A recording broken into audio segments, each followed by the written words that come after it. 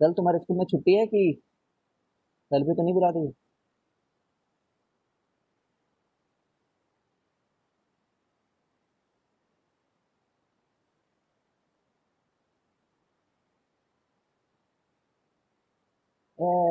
तुम चाहते हो डीएलसी में छुट्टी रहे या फिर डीएलसी में क्लासेस हो जाए?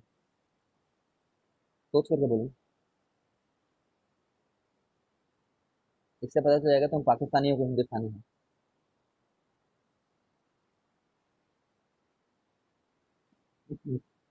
ईशान तुम्हें ढूंढ ढूंढ के मारेंगे, बता रहा हूँ मैं।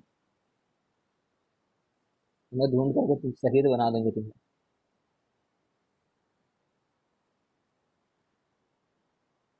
भाई छुट्टी रहेगी 100%। 100%।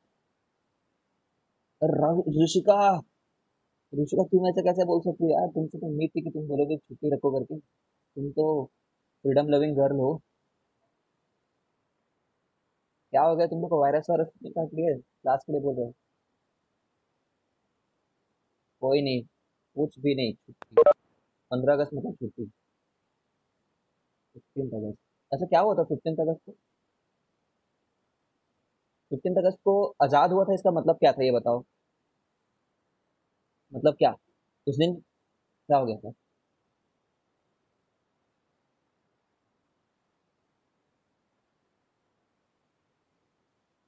उस दिन युद्ध खत्म हो गया था ना, इंडिया और इंग्लैंड का, ऐसा है क्या? उस दिन वॉर एंड हो गया था, ऐसा था क्या?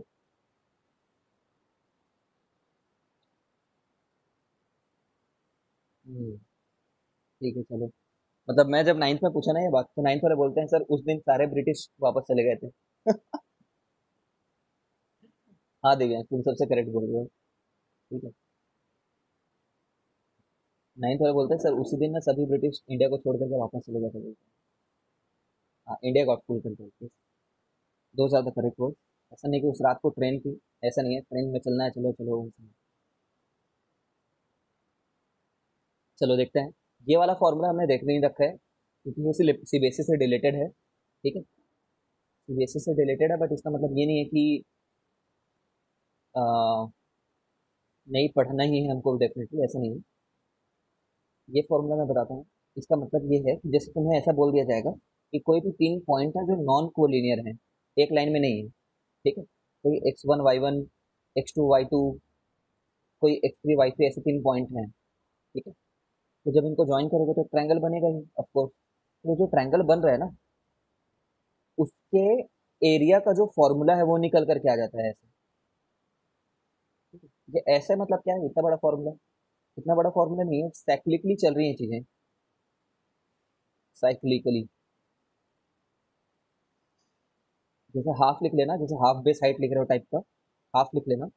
फिर कोई भी, जैसे x1 लिख रहे हो ना, तो 1 2 3 साइक्लिक ऑर्डर में जाने देना। जैसे x1 लिखे हो तो फिर y2 - y3 लिख देना। फिर x2 लिखना। फिर क्या करना, टू के बाद थ्री फिर वन। ठीक है ना, y3 - y1। फिर x3 जब लिख रहे हो तो क्या बोलोगे? फिर तुम खुद सोचो।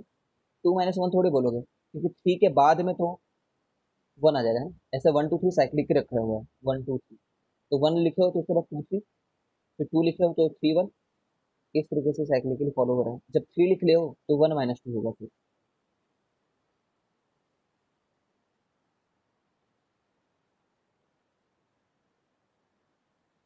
ठीक है। अच्छा ये बताओ मेरे को कि हम लोग इसको वाई के टर्म्स में लिख सकते हैं क्या? ऐसा लिख सकते हैं कि नहीं होगा इस वाले में? कि सर बिल्कुल नहीं आता, ये सब क्या पूछ रहे हो, ऐसे बोल रहे हो? नहीं सर, ये चीज ऐसा पॉसिबल नहीं है सर, क्योंकि ये वेरिएबल्स नहीं है, ये कोऑर्डिनेट्स है। तो एक्स एक्स एक्सिस पे ही होगा, वाई वाई एक्सिस पे ही होगा। हम्म।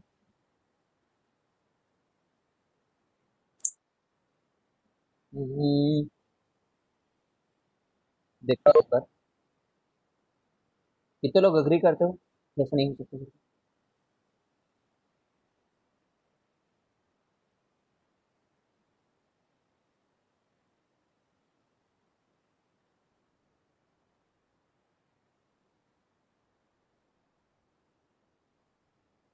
चलो देखते हैं, एक बार वेरीफाई करते हैं। देखो वेरीफाई करने के लिए ना मैं बहुत सिंपल क्या ले रहा हूँ, ये ट्रायंगल बना दे रहा हूँ। ठीक, ऐसे तुम्हारे दिमाग में फर्क बात चलना चाहिए कि इतना छोटा ट्रायंगल बना दो। इस वाले कोऑर्डिनेट का नाम क्या हो गया, 0,0। इसका नाम क्या हो गया, 3,0। कुछ भी एक ले लेते हैं ऐसे। ठीक है, इसका वैल्यू ले लेते हैं 0,4। ठीक है, ये तीन कोऑर्डिनेट हैं, x1 y1, x2 y2, x3 y3। ठीक है, अब इसका एरिया तो हम लोग पहले से ही जानते हैं वैसे, हाफ बेस हाइट होता है वैसे एरिया, समझ रहे हो। तो बेस तो इसका 3 है, बेस कितना है, 3 है, 3। ये डिस्टेंस, इसको बेस बता दिया मैंने, और हाइट ये ऊपर वाला हाइट कितना है, 4 है। भले 0,4 लिखा है बट ये हाइट है कितनी आखिर में, वाई डिस्टेंस 4। तो कितना आ जा रहा है, 6, 6 आना चाहिए आंसर। तो ये वाले फॉर्मूले से एक बार इवेल्युएट करते हैं। हाफ x1, x1 तो 0 था। ठीक है, y2, y2 कितना था, 0। खैर सामने में 0 तो कोई तो फर्क पड़ेगा ही नहीं। माइनस y3 का 4, प्लस x2, x2 कितना है, 3, x2 3 है। ठीक है, और x2 लिखो तो y3, y3 4 है, देख रहे हो, 4 माइनस बस और क्या, y1 0 प्लस x3 भी 0 है, x3 0 है तो बाकी कुछ भी रहे कोई फर्क नहीं पड़ना है। ठीक है, समझ रहे हो। तो कितना आ जा रहा है, 6 आ जा रहा है, 4 या 12, तो 6 आ गया आंसर। अब इससे एक बार ट्राई करते हैं, इससे सही ना करूँ तो बताना, ऊपर वाले से, ये वाले फॉर्मूले से। हाफ y1, y1 तो 0 है, तो 0 है तो कोई फर्क नहीं है, यहाँ पे कुछ भी लिखो। फिर y2, y2 मेरे लिए फिर से 0 आ गया, y2 भी 0 था तो कोई फर्क नहीं है। ठीक है, और y3, y3 कर लेता हूँ, y3 मेरा 4 है। फिर x1, x1 है 0 माइनस x2। ठीक है, तो ये एरिया कितना हो गया, हाफ ऑफ -12 माइनस।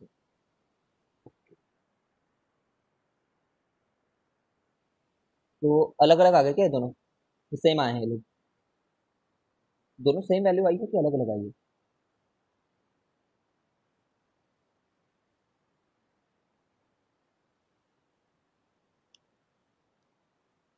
सर ये सेम है ना, ये सेम है, इनको अलग नहीं बोलते हैं। ठीक है, यहाँ पे जो फॉर्मूला है, स्ट्रिक्टली स्पीकिंग, यहाँ पे इनको मॉडुलस लगाना चाहिए। मॉडुलस, मॉड वैल्यू जानते हो ना, मॉड ऑफ, मॉडुलस एक ऐसा चीज है। सर वो -6 और 6 सेम कैसे हो सकता है, हाँ बता रहा हूँ, जैसे देखो, एरिया कभी नेगेटिव तो होगा नहीं।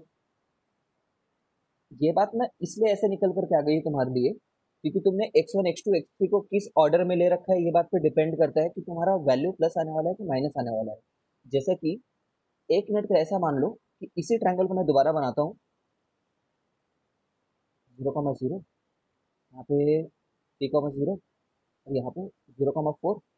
लेकिन इस बार ना मैंने इसको x1 y1 नाम दिया, और इसको x2 y2 नाम दे दिया, क्योंकि 1 2 किसको रखना है थोड़ी फिक्स है।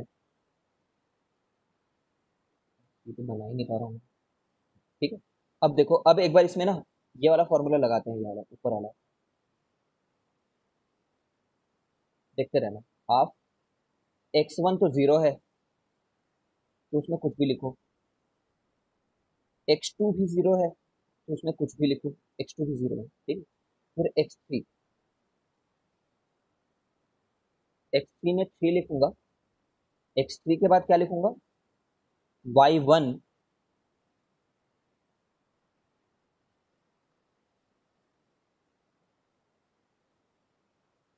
ठीक है, y1 माइनस y2, तो कितना आ जाएगा ये, फिर से -12 आ रहे, देख रहे हो ना, -12 तो -6 आ जाएगा।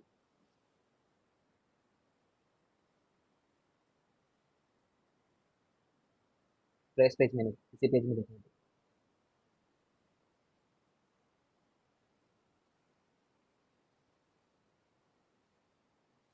कितने लोग समझ गए।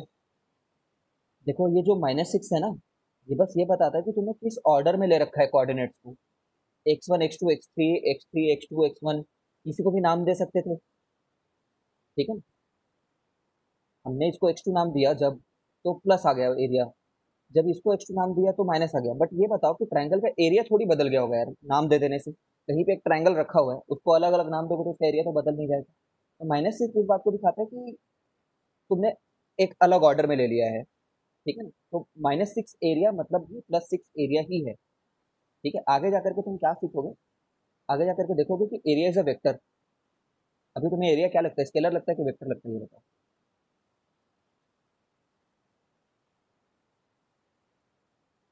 आगे जाकर के तुम देखोगे कि एरिया एक वेक्टर क्वांटिटी है, मतलब एरिया का भी डायरेक्शन होता है, ठीक है। जैसे मैं बोलूँ कि ये 2 मीटर बाई 3 मीटर का एरिया है, तो तुम ये बोल सकते हो कि इसका जो एरिया है वो 6 मीटर स्क्वायर है भी बोल सकते हो। और कुछ लोग किसी और डायरेक्शन के हिसाब से अगर लें तो उसके डायरेक्शन वेक्टर को इधर भी बोल सकते हैं। Will see all this thing in 12th class. तो -6 मीटर स्क्वायर बोलेंगे, बट एरिया तो उतना ही है ना। माइनस सिर्फ उसके डायरेक्शन को दिखा रहा है, उस एरिया वेक्टर के, ठीक है। खैर छोड़ो, तुम इतना परेशान मत हो। फॉर्मूले में ऐसा होना चाहिए था यहाँ पे, इसलिए मैं बोल रहा हूँ। The formula should have been like this, कि वहाँ पे मॉडुलस लगा होता। मॉडुलस जानते हो ना, मॉडुलस ऑफ 4 कितना होता है और मॉडुलस ऑफ -4 कितना होता है।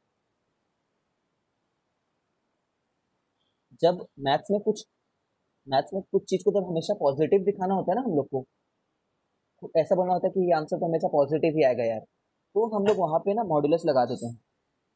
तो इसका भी आंसर 4 होता है, इसका भी आंसर 4 ही होता है, क्योंकि हमें पता है एरिया तो नेगेटिव हो ही नहीं सकता। तो असली में यहाँ पे मॉडुलस लगा देना चाहिए, ताकि जो भी आंसर आए यहाँ से उसका पॉजिटिव को हम लोग लें। मैथ्स में ऐसा बोलने का एक तरीका है ना। अभी तुम्हें क्या बोलोगे, जब तक तुम ये चीज नहीं पढ़े रहते हो, whatever the value comes, take the positive of it, ठीक है। अब मेरे को अब कोई लॉजिक से बता देगा तो मैं बहुत खुश हो जाऊंगा कि आ, क्यों हमने ये वाला फॉर्मूला लिया तब भी काम कर गया। दिव्यांश सोच,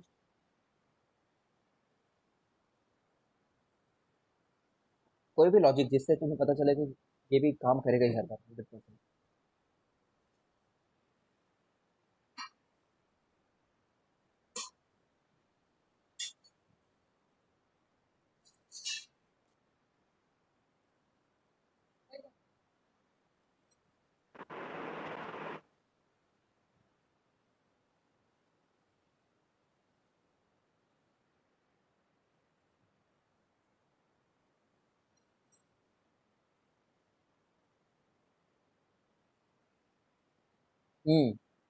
कोऑर्डिनेट्स रिप्लेस किए हैं ना, बस हम लोग नाम बदल दिए हैं बस, ठीक है। तुम खुद सोचो ना यार, मैंने एक ट्रायंगल बना रखा है कहीं पे, जैसे ही मैंने ट्रायंगल बनाया है इसका एरिया तो फिक्स हो गया है ना।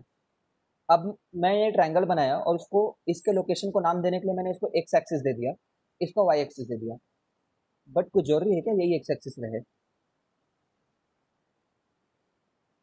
ऐसा हो सकता है कि मैं वाई एक्सिस। लेकिन खैर, अगर कोई बच्चा बोलता है कि नहीं नहीं सर यही एक्स है यही वाई है, तो मैं ये बोलना चाह रहा हूँ, पहले तुम इस तरीके से इसको एरिया को देख रहे थे, मान लो यहाँ पे प्रोजेक्ट करके या फिर कुछ सोच रहे थे ऐसे करके, ठीक है। बट अगर सिर को ऐसा करके टेढ़ा करके देखो, ठीक है, सिर को टेढ़ा कर लो थोड़ा, और इस लॉजिक से सोचो इधर से, उसको मेन डायरेक्शन अपना मानो, उस वाले को, ठीक है ना, इसको मेन डायरेक्शन मानो, ठीक है।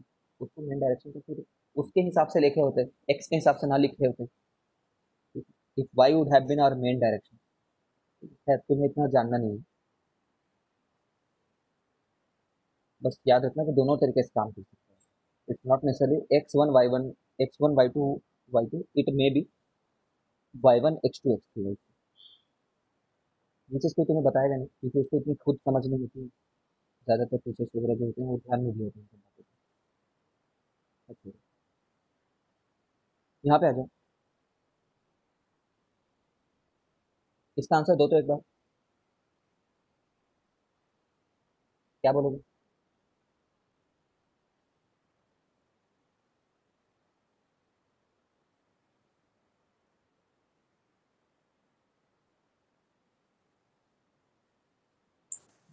सर 3। ठीक है, प्लॉट करके देख लिया करो।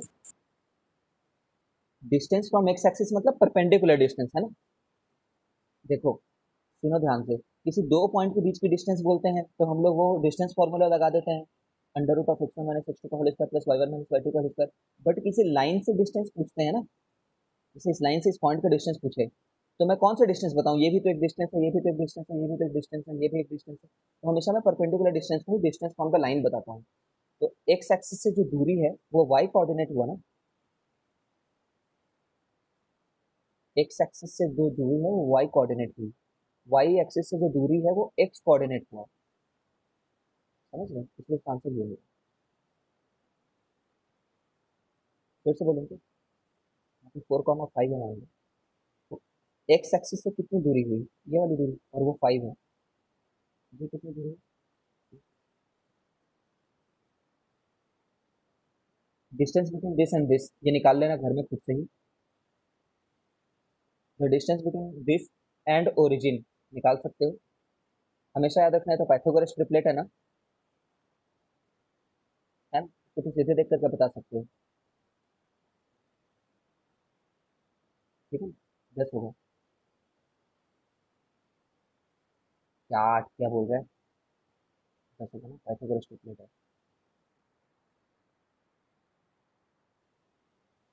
अच्छा ये देखो तो, जैसे मान लो कोई पॉइंट है 6,8, ठीक है, मैं बोलना चाह रहा हूँ ये चीज, find reflection of 6,8 in x axis.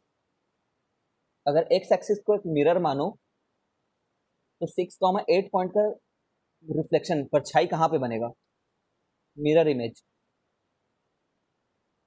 उसका कोऑर्डिनेट क्या होगा। जैसे इसकी परछाई कहाँ होगी, यहाँ पे।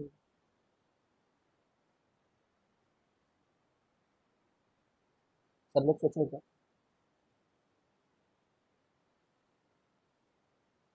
ठीक है, जो 6,8 है, इसकी परछाई जो होगी यहाँ कहीं बनेगी, तो इसका एक्स कोऑर्डिनेट तो नहीं बदल रहा है ना। समझ रहे हो, एक्स कोऑर्डिनेट नहीं बदल रहा है, वाई वाई में बस चल के आ रहे हैं, तो ये एक्स उतना ही रहेगा और वाई माइनस उतना हो जाएगा। ये रिफ्लेक्शन है इसका, अगर समझे हो तो बताओ।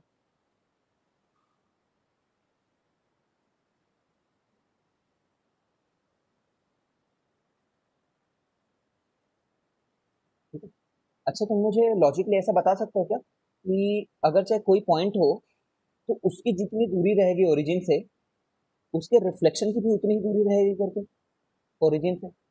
इसकी इसके अबाउट रिफ्लेक्शन यहाँ पे है, इस वाले पॉइंट की जो 6,8 था, उसकी रिफ्लेक्शन मैं वाई एक्सिस में अगर लूँ, वाई में, तो देखो हाइट तो नहीं बदल रहा है, जो दूरी है वो नहीं बदल रही, -6,8 आएगा। और रिफ्लेक्शन की भी दूरी ना उतनी ही रहेगी, 10 10 10 10, रिफ्लेक्शंस की दूरी सेम रहती है ना। ये बात को थोड़ा याद रखना, दिमाग बस ओपन करने के लिए मैं बस बोल रहा हूँ।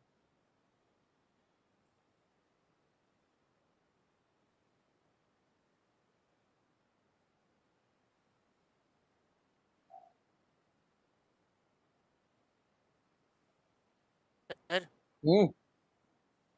सर पहले वाले क्वेश्चन में जब रिफ्लेक्शन फ्रॉम एक्स एक्सिस बताना था, तो मतलब उसका मतलब मिरर एक्स एक्सिस में है ना। हाँ हाँ, एक्स एक्सिस में सर तो मिरर, उसमें आंसर -6,8 होगा ना।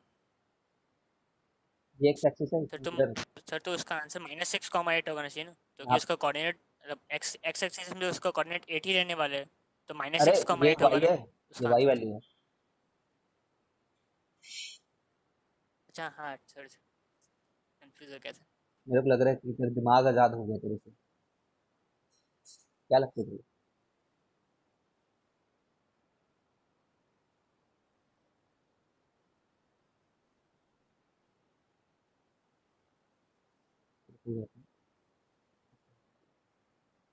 हम्म, क्या तुम मुझे इसका आंसर बता सकते हो, पेरीमीटर कैसे निकालें, 6 क्वेश्चन सॉल्व करो।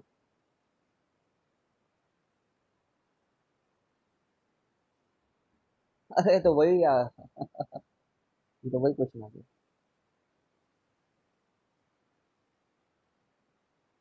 तो वैल्यू निकाल के बताओ भाई, 6 क्वेश्चन को सॉल्व कीजिए।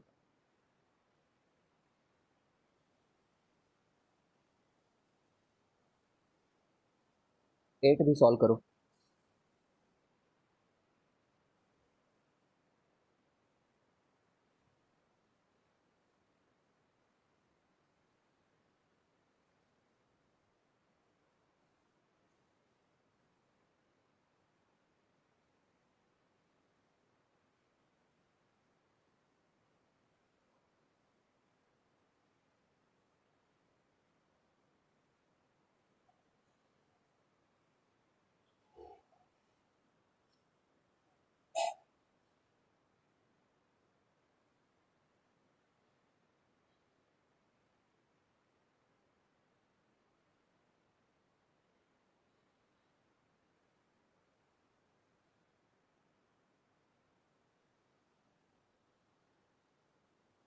6 और 8 दोनों।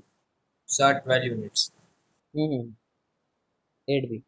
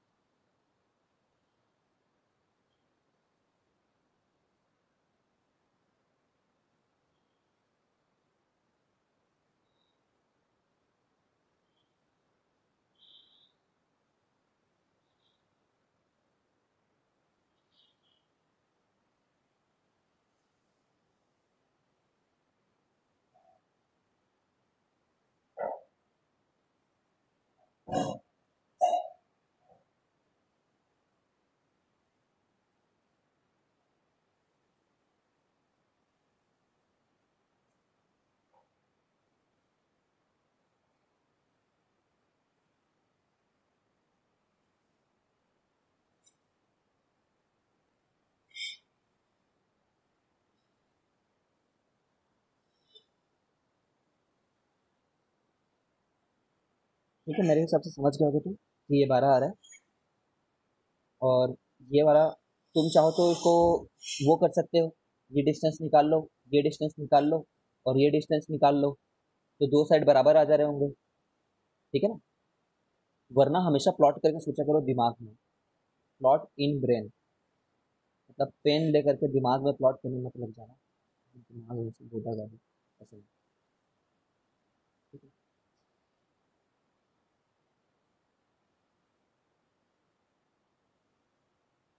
तो एक तो है 4,0, 4,0, एक है -4,0, -4,0, और एक है 0,3, 0,3। देखो है ना, ये तो इनको जोड़ोगे तो क्या बनेगा, ये दोनों पक्का बराबर ही रहेंगे हमेशा, इक्वी डिस्टेंट है। तो एमसीक्यू अगर आंसर करना होगा किसी कॉम्पिटिटिव एग्जामिनेशन में, तुरंत इसके सॉरी, तुरंत ऐसे उसके लिए मार्क करके आगे बढ़ जाएंगे। कौन इवेल्युएट करते रहेगा उसको।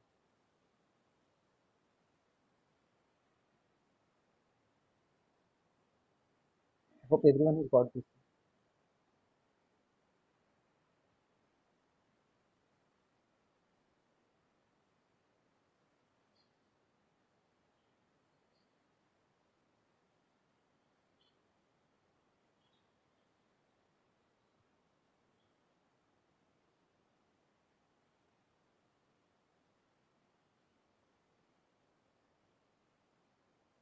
इसको बनाओ तो।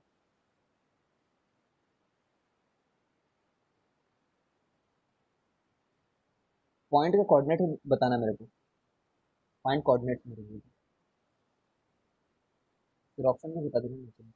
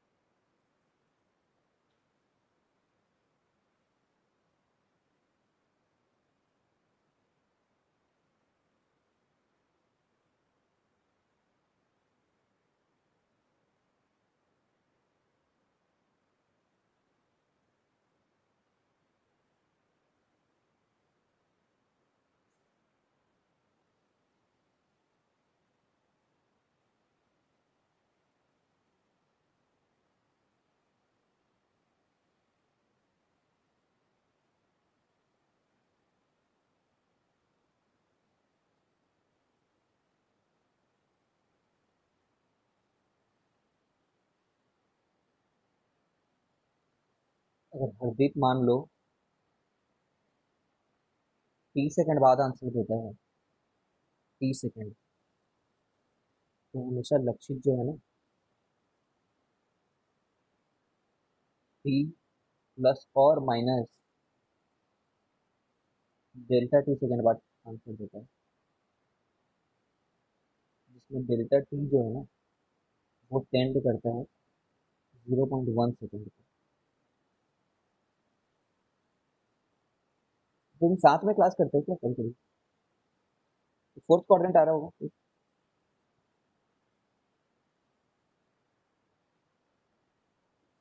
क्यों लक्षित और हरदीप साथ में काम क्लास करते हो क्या? नहीं, इतनी नजदीकियां भी ठीक नहीं होती।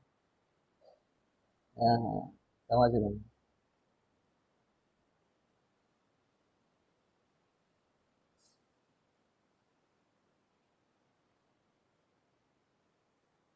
ये बनाओ। सर लक्षित का तो आंसर ही नहीं आया है सर, आप बोल रहे साथ में बिल्कुल। मेरे हिसाब से आया है। सर प्राइवेट में आंसर दिया उसने। हाँ, वो प्राइवेटली आंसर देता है।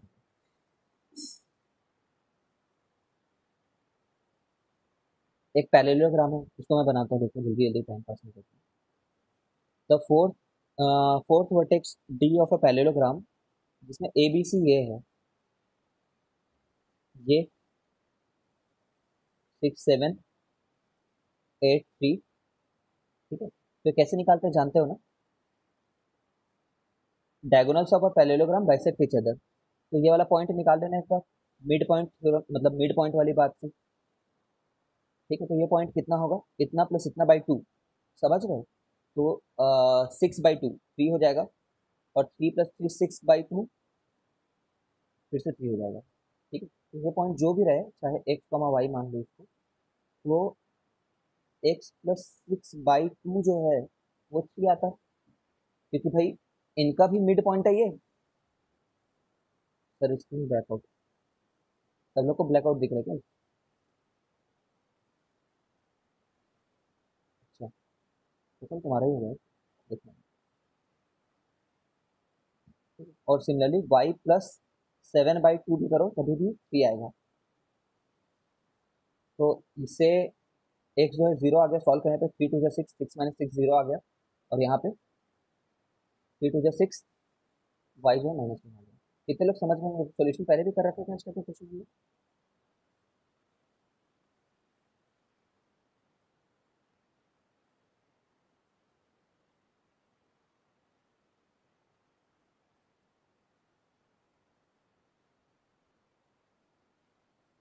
शिवम पाल, वैभव जायसवाल, वो ये तो राइम हो गया। शिवम पाल, वैभव Jaiswal,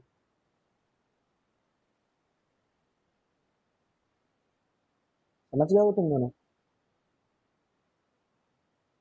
in any parallelogram type problem, any parallelogram rectangle वगैरह वाले प्रॉब्लम में वो लोग सभी उनके डायगोनल बाइसेक्ट करते हैं। तो डायगोनल अगर बाइसेक्ट करेंगे तो यहाँ और यहाँ के लॉजिक के हिसाब से इसका मिड पॉइंट तो बता देंगे, बिकॉज मिड पॉइंट की वैल्यू कितनी होती है, x1 + x2/2, y1 + y2/2, क्योंकि उसमें m1 और m2 को सेम ले लेते थे, याद करो सेक्शन फॉर्मूला में m1 और m2 सेम होने से ऐसा आ जाता था। फिर इस लॉजिक से ये बता दिए, तो इस लॉजिक से ये भी आना चाहिए, यहाँ और यहाँ के लॉजिक से ये आना चाहिए। समझ गए क्या रीत? And Shivam and Vaibhav Jaiswal, I got it.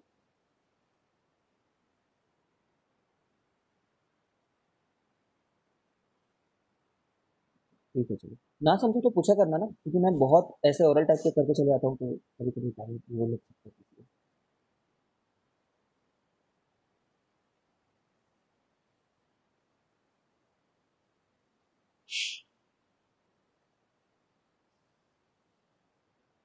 यार ये बहुत सरल है ये सब।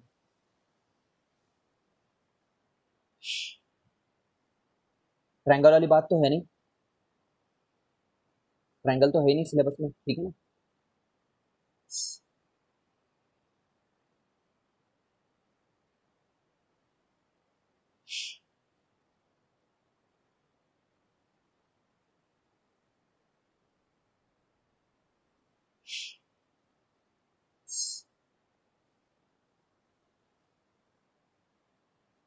कोलिनियर कैसे देखा करते थे? ये डिस्टेंस निकाल लो, ये डिस्टेंस निकाल लो, और एक बार ये डिस्टेंस निकाल लो।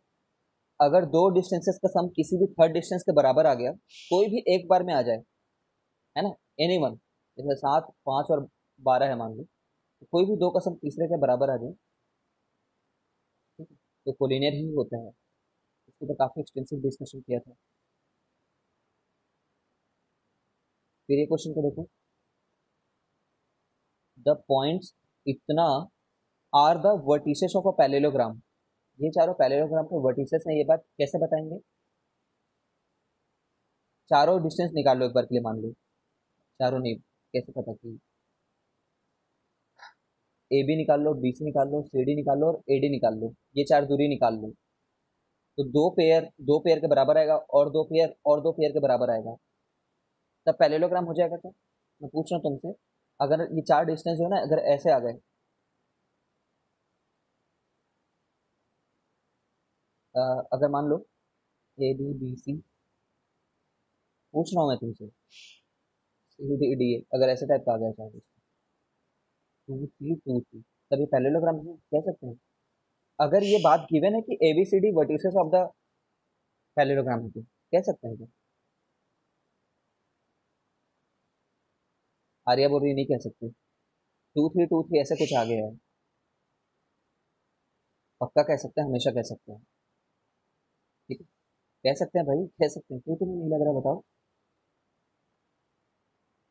डायगोनल्स, इसमें तो डायगोनल्स, इसमें तो मैंने बोला है ना कि A B C D are the vertices of parallelogram बोला है मैंने।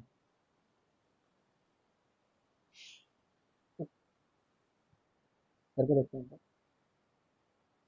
ए B B C C D और डी है, यही चारों को तो लिया है मैंने, ये दोनों बराबर है, ये दोनों के बराबर है, तो आएंगे ही आएंगे।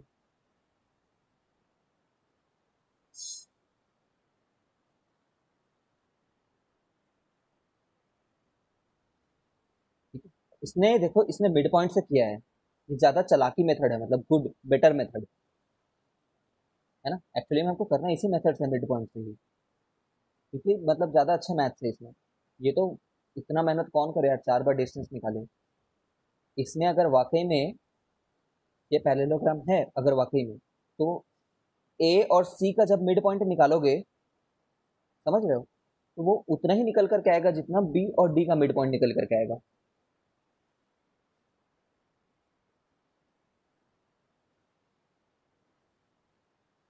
समझ रहे हो, दोनों का मिड पॉइंट सेम निकल करके आएगा, क्योंकि मिड पॉइंट मतलब डायगोनल्स बाइसेक्ट ईच अदर, क्योंकि ठीक है, ए और सी के निकालोगे तो जो मिड पॉइंट आएगा, उतना ही बी और डी को निकालोगे तो उसका भी मिड पॉइंट नहीं रहेगा। इस लाइन का भी मिड, इस लाइन का भी मिड सेम निकल करके आएगा, दोनों इसका 1/2, 1 निकल करके आएगा। देखो, ए और सी का निकालोगे तो कितना आएगा, mid point of A and C, -1 + 2/2, 0 + 2/2, तो कितना आ रहा है ये, 1/2, 1।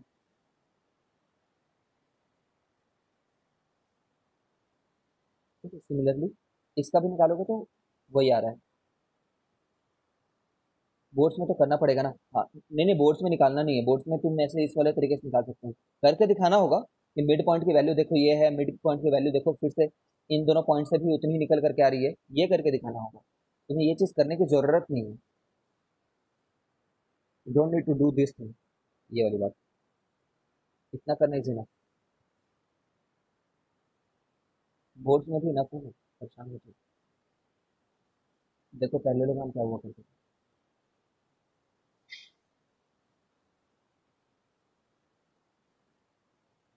एक बात पैरेललोग्राम में, जैसे कि दो, यार पैरेललोग्राम कैसे प्रूफ किया करते थे बताता हूँ। दो पेयर, दो पेयर मतलब एक पेयर फिर एक और पेयर, दो पेयर्स आर पैरेलल,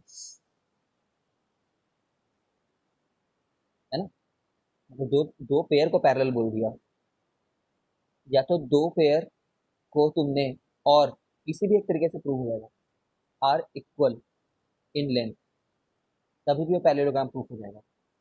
तीसरा, डायगोनल्स बाइसेक्ट, जैसे डायगोनल बाइसेक्ट करते हैं वैसे ही वो पैरेललोग्राम प्रूफ हो जाते हैं। ठीक है, डायगोनल्स मतलब दो डायगोनली होता है। चौथा, ये बात से प्रूव हो जाता है कि वन पेयर, कोई भी एक पेयर उठा लो, जैसे ये पेयर उठा लो, ठीक, कोई भी एक pair is equal and parallel. समझ रहे हो? यहाँ पे या तो सिर्फ पैरेलल कर दो दो लोगों को, ये इसके पैरेलल है और ये इसके पैरेलल है, या फिर ये वाले मेथड में क्या कर रहे हो, ये वाले में दो पेयर सिर्फ इक्वल है, जैसे ये तीन है प्रूफ कर दिया, फिर एक चार है प्रूफ कर दिया। अब इसमें वो एक पेयर इक्वल भी है और वही सेम पेयर पैरेलल है, ये करने से भी हो जाता है। ठीक है, एक पांचवा मेथड भी होता है,